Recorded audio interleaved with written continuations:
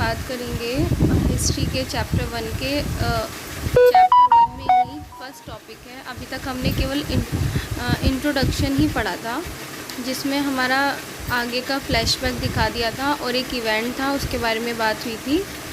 14 जुलाई 1789 को वो इवेंट हुआ था, मतलब उस इवेंट से ही रिलेटेड सब कुछ हमें अब चैप्टर में पढ़ना है। तो हमारा फर्स्ट टॉपिक है French society during the late 18th century.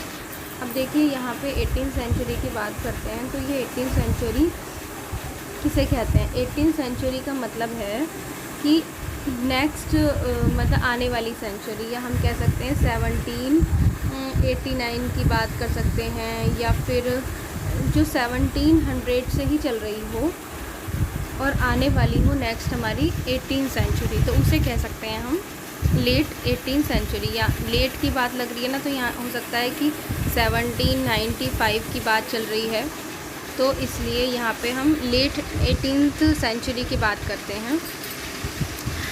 इन 1774, यहाँ पे देखिए 1774 आपको ईयर दिख गया है। Louis 16 of the Bourbon family, Louis 16 जो थे वो बर्बन फैमिली के राजा थे। Ascended the throne of France, और वो फ्रांस के गद्दी पर बैठे हुए थे। ही वाज 20 ईयर्स ओल्ड, वो 20 साल के थे। उनकी शादी एक ऑस्ट्रियन एक कंट्री है नियर के ही, फ्रांस के ही नियर में एक कंट्री है ऑस्ट्रियन कंट्री, तो वहाँ की प्रिंसेस से हुई थी जिसका नाम था मैरी एंटोनेट। और upon his accession the new king found an empty treasury, और जब उनका टाइम था लुई 16 का, तो उनके पास कोई भी खजाना नहीं था। लॉन्ग ईयर्स ऑफ वॉर, काफ़ी लड़ाइयों के मतलब बहुत सालों के बाद, had drained the financial resources of France, उन्होंने कुछ फाइनेंशियल रिसोर्सेस कमाई। Added to this was the cost of maintaining an extravagant court of the immense palace of Versailles, मतलब वो इन सबको, और वो भी उनकी जो थी वो सब उसमें वर्सेलिस के पैलेस में ही लग जाती थी। And under Louis 16 France had the 13 American colonies to gain their independence from the common enemy Britain, यानी कि लुई 16 ने काफ़ी हेल्प की थी, फ्रांस ने हेल्प की थी 13 अमेरिकन कॉलोनीज़ को गेन करने के लिए इंडिपेंडेंस उनके कॉमन एनिमी से। कॉमन एनिमी कौन थे? ब्रिटेन से। War added more than $1 billion to a डेब्ट that has already risen to more than $2 billion। मतलब यहाँ पे उनके पैसे की बात चल रही है कि उन्होंने जो है इतने, मतलब उस टाइम पे 1 मिलियन लीवर्स लगा दिए थे। अब lender who gave the state credit now begin to charge 10% interest on loan. अब वो क्या कर रहे थे? लोन पर 10% का ब्याज लेने लगे थे, मतलब वो बुरी तरीके से पैसों की मारामारी में फंसे हुए थे Louis 16। So the French government was obliged to spend an increasing percentage on its budget on interest payments to meet its regular expenses such the cost of maintaining an army, the court, running government offices and university. The state was forced to increase its taxes, और state जो हो रही थी वो taxes को बढ़ाने के लिए कह रही थी, मतलब फोर्स कर रही थी। Yet even the measure would not have sufficed. French society in the 18th century was divided into 3 states. उसके बाद मतलब इतना, मतलब वो जो लुई 16 थे उस टाइम पे उनके पास कोई ख़जाना नहीं था, और फ्रेंच ने जो है काफ़ी हेल्प भी की थी ब्रिटेन से। कुछ जो है हमारे से अमेरिकन कॉलोनीज़ को गेन कराने के लिए इंडिपेंडेंस दिलवाई थी उन्होंने, और काफ़ी उसमें कुछ पैसे भी लगे थे, बहुत ज़्यादा एक्सपेंस हुआ था उस टाइम पे। और किसने कितना, मतलब ये सब चीज़ें इसमें बताई हुई हैं कि इसने कितना कहाँ पे उन्हें देना पड़ा, कहाँ पे क्या किया उन्होंने। तो उसके बाद फ्रेंच सोसाइटी को 18th सेंचुरी में 3 उसमें डिवाइड कर दिया गया, 3 स्टेट्स में बांट दिया गया। And only members of the third state paid, उस टाइम पे केवल ये वाली बात ध्यान रखनी है कि तो थर्ड स्टेट के मेंबर्स थे वो केवल वही टैक्सेस पे करते थे। बाकी जो 2 स्टेट के मेंबर थे, फर्स्ट स्टेट और सेकंड स्टेट, वो टैक्सेस पे नहीं करते थे। तो society of state was part of the feudal system, और स्टेट सोसाइटी जो ई स्टेट के वो फ्यूडल सिस्टम के पार्ट थे, यानी कि वो मोनार्क चलाते थे।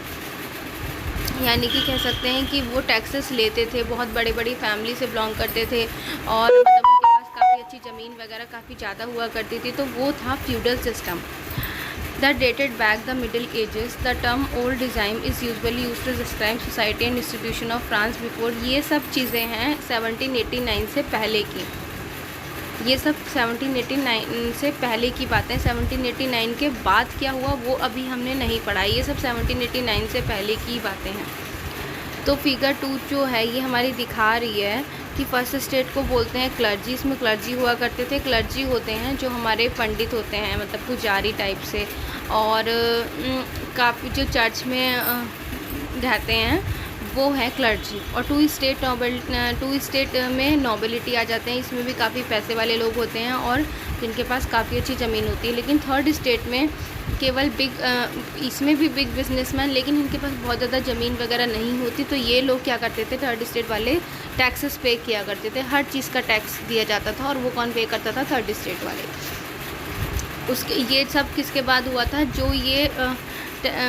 जो टैक्सेस बढ़ गए थे और काफ़ी सारी चीज़ों से लुई 16 ने जो उनके पास कुछ नहीं था, और उसके बाद फ्रेंच गवर्नमेंट ने अपना सब कुछ ही गवा दिया था। परसेंटेज इंक्रीज़ हो गई थी बजट ऑन इंटरेस्ट पेमेंट्स, और इंटरेस्ट पेमेंट देने वाले भी वो अकेले थे।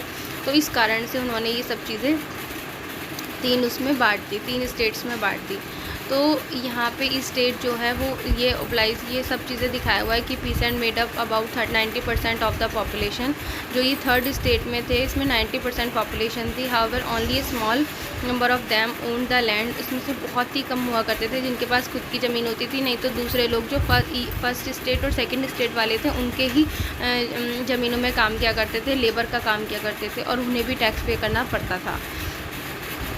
आगे देखिए, church too accepted its share of taxes. जो चर्च जो हैं वो लेते थे उसको बोलते थे टिथ्स बोलते थे, जो टैक्स की फॉर्म में लिया जाता था। एंड फ्रॉम द पीसेंट्स, क्योंकि पीसेंट से लिया जाता था। Finally all the member of third state had to pay, जो भी सारे, and this included direct tax, और इसमें इंक्लूड हुआ करता था टेल। यहाँ पे एक टेल है और ये टिथेस है। टिथेस जो होते थे वो चर्च लिया करते थे, और जो सारे टैक्स हुआ करते थे वो उसको बोलते थे tell. A number of indirect tax which were levied on article of everyday consumption like salt or tobacco. The burden of financial activity of the state through taxes was borne by the third state alone. मतलब कि अगर वो केवल अकेले ही खुद से ही पे करते थे। यहाँ पे दिया हुआ लीवर का मतलब unit of currency in France, this continue in 1789। उसके बाद देखिए दिस पुअर, ये पुअर हैं, और ये brings everything, grain, fruits, money, salad. The fat lord sits there ready to accept it all, he does not even care to grace him with a look. मतलब वो सब कुछ वो ही प्रोवाइड करवाया करते थे। देखिए इसके अंदर फर्स्ट है स्ट्रगल ऑफ सर्वाइव। ये हमारा टॉपिक अभी तक जो था वो केवल लुई 16 जो हमारे राजा थे उनके पास कुछ ख़जाना नहीं था, उन्होंने काफ़ी सारी चीज़ों में पैसे उनके चले गए और ज़्यादा उन्हें इंटरेस्ट पे करना पड़ा था। मतलब वो भी एक तरह से बहुत परेशान थे। तो उस टाइम पे उन्होंने क्या किया कि उन्होंने 3 स्टेट्स में चीज़ें बढ़ गई।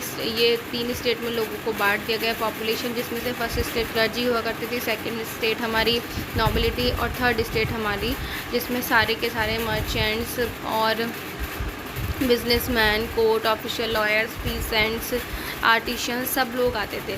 तो ये सब चीज़ें अभी हमने जानी हैं। और इनका क्या काम हुआ करता था, ये लोग टैक्सेस पे करते थे। और सबसे ज़्यादा टैक्स कौन पे करता था, थर्ड स्टेट वाले, और बाकी दोनों के स्टेट वो लोग टैक्स लेते थे। जो चर्च वाले हुआ करते थे क्लर्जी, जो टैक्स लेते थे उन्हें ट्रिथेस कहा जाता था, और जो डायरेक्ट टैक्स होते थे उन्हें कहा जाता था टेल। तो हमने अभी तक ये चैप्टर में पढ़ा। उसके बाद हमारा नेक्स्ट टॉपिक रहेगा हमारा द स्ट्रगल टू सर्वाइव। अभी ये चैप्टर इस फर्स्ट वाले का ही फर्स्ट टॉपिक है ये।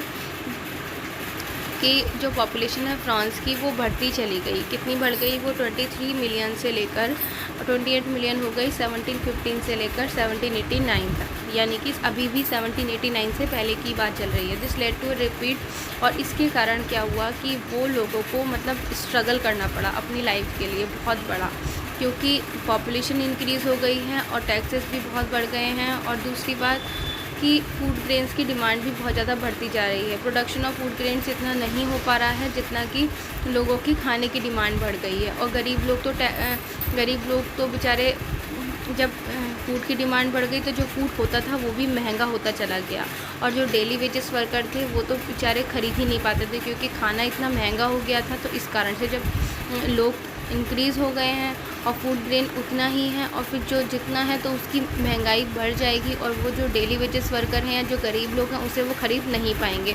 तो इसलिए स्ट्रगल टू सर्वाइव हो गया था उस टाइम पे, और सब्सटेंसेस क्राइसिस आ गए थे, यानी कि एक ऐसी सिचुएशन जहाँ पे लिवलीहुड जो है किस में आ गए थे? एंडेंजर्ड में आ गए थे, मतलब ख़त्म होने की कगार पे आ गए थे। अब देखिए आगे, अब सब्सटेंसेस क्राइसिस कैसे हुए? बहुत ही बैड हार्वेस्ट हो रहा था। ये आपको फिल करना है, इसमें ये बॉक्सेस बने हुए हैं, ये आपको फिल करने हैं। The course of substances crisis, ये एक तरह से स्पीकर बना रखा है कि मतलब बहुत सारी चीज़ें हुई हैं, उससे क्या क्या चीज़ें हुई हैं।